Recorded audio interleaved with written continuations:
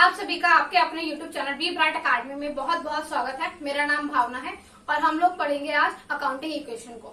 Accounting equation क्या होती है, आप इसको एग्जांपल के थ्रू समझिए। देखिए, मान लीजिए कि आपने कुछ अमाउंट खुद का लिया और कुछ पैसे आपने लोन ले लिए और दोनों को मिला के आपने एक घर बना लिया। तो अब अकाउंट्स की लैंग्वेज में जो खुद के पैसे होते हैं उसे हम क्या बोलते हैं, कैपिटल। और जो आपने पैसे उधार लिए उसे हमने क्या बोला, लायबिलिटी। और इन दोनों को मिला के जो आपने चीज बनाई, घर बनाया, उसे हम क्या बोलेंगे, एसेट। तो यही हमारी अकाउंटिंग की इक्वेशन होती है। देखिए, एसेट्स इज इक्वल टू क्या होगा हमारा, लायबिलिटीज प्लस कैपिटल। मान लीजिए कि आपने खुद के पैसे कितने लगाए, 10 लाख रुपीज, तो यहाँ पे लिख देते हैं 10 लाख। आपने लोन कितने का लिया, मान लीजिए 5 लाख रुपीज का आपने लोन लिया, तो आप 5 लाख लिख दीजिए और टोटल मिला के 15 लाख का आपका घर हो गया। तो यही होती है हमारी अकाउंटिंग की इक्वेशन और ये लाइफ लॉन्ग आप तब तक पढ़ने वाले हैं जब तक आप अकाउंट्स को यूज करेंगे। देखिए क्या है, assets is equal to liabilities plus capital. आपके जो भी पैसे खुद के थे और जो आपने बाहर से लिए, लोन लिए, इन दोनों को मिक्स करने के बाद में आपने जो एसेट बनाई वो हो गई हमारी अकाउंटिंग इक्वेशन। सिंपल सी बात है। तो चलिए इसको हम कैसे करते हैं, क्वेश्चंस के थ्रू समझते हैं। जो हम क्वेश्चन करने वाले हैं वो है क्वेश्चन नंबर 4 है हमारा, पेज नंबर हमारा 5.17 है। इसको रीड करते हैं। What will be the effect of the following on accounting equation? कि हमें बताना है कि अकाउंटिंग इक्वेशन पे इन ट्रांजेक्शन्स का क्या इफेक्ट पड़ने वाला है। तो पहले हम इसको लिख लेते हैं। अब देखिए, यहाँ पर मैंने एसेट्स के बाद बहुत गैप दिया है, उसके बाद लायबिलिटीज प्लस कैपिटल लिखा है।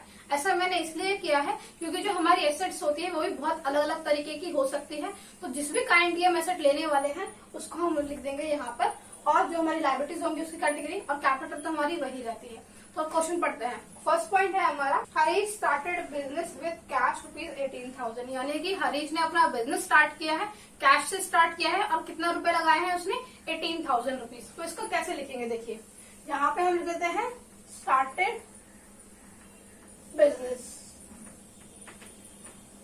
और क्योंकि उसने कैश से लिया है तो एक हमारी एसेट हो गई कैश और दूसरा हमारा कैपिटल में चला जाएगा। कितने का, 18,000 रुपीज से उसने स्टार्ट किया है, तो यहाँ पर 18,000 आ जाएगा। लायबिलिटीज कुछ नहीं है और कैपिटल में हमारा 18,000। ये हमारी फर्स्ट ट्रांजेक्शन हो गई। इसके बाद नेक्स्ट जो हमें दिया है, purchase goods for cash ₹5,000 and on credit ₹2,000। यानी कि इसमें गुड्स खरीदे हैं, 5,000 रुपए कैश में खरीदे हैं और 2,000 रुपए के क्रेडिट पे खरीदे हैं। तो इसको कैसे लिखेंगे, देखिए यहाँ लिखेंगे हम परचेज गुड्स, और इसमें जो हमने कैश में लिए हैं वो अलग से हम शो कर देंगे और जो इसने क्रेडिट पे लिए हैं वो भी हम अलग से शो कर देंगे, ताकि आपको सिंपली समझ आ जाए। लेकिन ऑन एन एवरेज बेसिस पे जब हम करते हैं तो हम इनको इकट्ठा ही करते हैं। देखिए कैश पे आपने कितने के लिए, 5,000 के, तो 5,000 यहाँ पर हम लिख देंगे।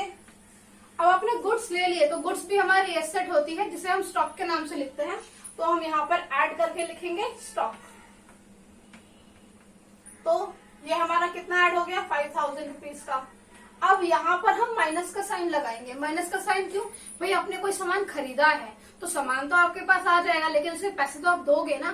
तो जब पैसे दे दिए तो हमारे पैसे कम हो गए, इसीलिए यहाँ पर माइनस का साइन आ जाएगा और यहाँ पर प्लस का साइन आ जाएगा क्योंकि स्टॉक हमने खरीद लिया, हमारे पास स्टॉक आ गया।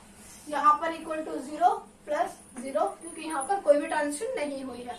इसके बाद हमने क्रेडिट पे खरीदा है 2,000 रुपए का, तो 2,000 रुपए खरीदा तो स्टॉक तो हमारा इंक्रीज हो गया 2,000 रुपीज से, और 2,000 रुपीज से क्या हुआ, अब हमारे क्रेडिटर्स इंक्रीज हो गए क्योंकि हमने उधार पे सामान खरीदा है और जिन लोगों से हम उधार पे सामान लेते हैं वो हमारे क्रेडिटर्स होते हैं। तो हम ऐड करके यहाँ पर लायबिलिटीज में लिख देंगे क्रेडिटर्स। तो ये हो गया 2,000 रुपीज प्लस 0। अब ये क्योंकि दो ट्रांजेक्शन हो गई तो अब हम इसको बैलेंस करेंगे, यानी कि इक्वेट करके देखेंगे कि क्या क्या हमारे वैल्यूज आ रही है। वैसे तो आपको ये 3 दिख रही है क्योंकि मैंने इनको 2 अलग अलग पार्ट्स में किया है, पर जब आप फाइनली करेंगे, जब आप अच्छे से प्रैक्टिस कर लेंगे तो आप इकट्ठा ही करेंगे इनको। तो हम करेंगे इसको टोटल, तो यहाँ लिखेंगे हम बैलेंस। 18,000 माइनस 5,000 कितना हुआ, 13,000। 5,000 प्लस 2,000 7,000। ये हुआ हमारा 2,000 और ये हुआ हमारा 18,000। अब देखिए हम इसको चेक करते हैं कि हमने ठीक किया है या नहीं किया है। तो इनको टोटल करेंगे। देखिए 13,000 प्लस 7,000 20,000, हमारा वन साइड पे 20,000 आ गया जो हमारी एसेट्स है। इसके बाद 2,000 की लायबिलिटीज एंड 18,000 की हमारी कैपिटल हो गई, तो ये भी 20,000 हो गया। तो हमारा दोनों साइड बराबर है, LHS और RHS, इसीलिए हमने क्वेश्चन ठीक किया है। अब जो नेक्स्ट पॉइंट है उसको पढ़ लेते हैं। हमारा नेक्स्ट पॉइंट कहता है sold goods for cash ₹4,000 costing ₹2,400, यानी कि जिन गुड्स की कीमत हमारी 2,400 रुपीज की थी वो आपने 4,000 रुपए के सेल कर दिए हैं। इससे क्या हुआ, आपको प्रॉफिट हो गया 1,600 का। तो इसको कैसे लिखेंगे, देखिए हम लिखेंगे गुड्स सोल्ड। अब 4,000 रुपए के बेचे हैं तो 4,000 रुपए कैश में बेचे हैं, तो कैश हमारा आ गया। तो हम क्या करेंगे, प्लस लिखेंगे 4,000। अब आपने गुड्स बेच दिए तो आपके गुड्स कम हो गए, तो कम हो गए कितने से, 24, क्योंकि जितने की कॉस्ट थी उतने के ही तो कम होंगे। अब जो हमारा डिफरेंस हो गया 1,600 रुपीज का, वो हमारा क्या हुआ, प्रॉफिट हो गया। तो हम प्रॉफिट हम कहाँ एडजस्ट करते हैं, हमेशा कैपिटल में। तो हमारा 1,600 प्रॉफिट है तो ऐड हो जाएगा, अगर लॉस होता तो हम माइनस कर देते हैं। अब इसको हम टैली करेंगे, करते हैं बैलेंस। 13,000 प्लस 4,000 हमारा हुआ 17,000, 7,000 माइनस 2,400 4,600 इक्वल टू 2,000 प्लस 19,600। अब इसको चेक कर लेते हैं। 17,000 प्लस 4,600 हमारा कितना हुआ, 21,600, और यहाँ पर है 2,000 प्लस 19,600, ये कितना हुआ 21,600। तो हमारा ये मैच कर रहा है। अब जो लास्ट ट्रांजेक्शन है उसको देख लेते हैं। उसमें दिया है rent paid ₹1,000 and rent outstanding ₹200, यानी कि जो आपने रेंट पे कर दिया, जो पैसे आपने दे दिए वो 1,000 रुपीज के हैं रेंट के, और जो आपने नहीं दिए हैं, अभी बैलेंस देना बाकी है, वो है 200 रुपीज का। तो इसको कैसे लिखेंगे, देखिए रेंट। अब यहाँ पर एक तो रेंट हमने कैश में पे कर दिया है, एक हमारा आउटस्टैंडिंग है, तो हम दोनों को अलग अलग शो करके दिखाएंगे। देखिए एक तो पेड आ गया, तो जो पेड है हमारा वो कितना है 1,000 रुपीज का, और पे कर दिया तो आपके पैसे चले गए, तो हम यहाँ क्या लिखेंगे -1,000। और जो दूसरा इफेक्ट हमारा कहाँ जाएगा, क्योंकि इसमें कोई उधार तो आया नहीं है, हमने सिर्फ पे ही किया है, तो हमारी कैपिटल में से वो कम हो जाएगा, तो हम इसे क्या करेंगे, माइनस कर देंगे कैपिटल में से। दूसरा हमारा रेंट आउटस्टैंडिंग है, तो इसको कैसे लिखेंगे, यहाँ लिखते हैं आउटस्टैंडिंग। हमारा कितना आउटस्टैंडिंग रेंट है 200 रुपीज का। तो आउटस्टैंडिंग जो रेंट होता है वो हमारी लायबिलिटी होती है कि हमें पे करना बाकी है, तो हम उसको लायबिलिटीज में अलग से लिखेंगे आउटस्टैंडिंग रेंट, प्लस हमारा ये कैपिटल रहेगा।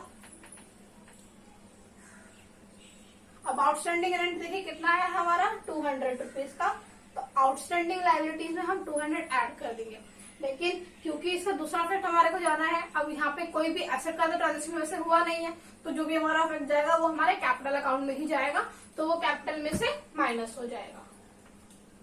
ये हमारा फाइनल इफेक्ट हुआ इस ट्रांजेक्शन का। अब इसको यहाँ पर 0 आएगा, ये 0 प्लस 0। अब इसको बैलेंस करते हैं, बैलेंस 17,000 माइनस 1,000 कितना हुआ हमारा 16,000, 4,600 एज इट इज। ये हमारा 2,000 क्रेडिटर्स का, 200 आउटस्टैंडिंग रेंट, और 19,600 में से 1,200 गया, तो 18,400। अब हम इसको एक बार चेक भी कर लेते हैं। देखिए 16,000 प्लस 4,600 20,600 हो गया, और 2,000 प्लस 200 प्लस 18,400 ये भी हमारा 20,600 हो गया, यानी कि हमारा मैच है, हमने बिल्कुल ठीक क्वेश्चन किया है। आई होप आपको ये क्वेश्चन समझ में आया होगा। अब आप अकाउंटिंग की इक्वेशन के कुछ क्वेश्चंस को ट्राई कर पाएंगे। अगर आपको ये वीडियो अच्छा लगा तो आप इसे लाइक कीजिएगा, मेरे चैनल पे फर्स्ट टाइम आए तो उसे सब्सक्राइब भी कर सकते हैं, अपने दोस्तों के साथ इन वीडियो को शेयर भी कीजिएगा ताकि वो भी इस चीज को समझ पाए, और आप मुझे भी सपोर्ट करेंगे इस तरीके से। थैंक यू सो मच मेरी वीडियो को देखने के लिए।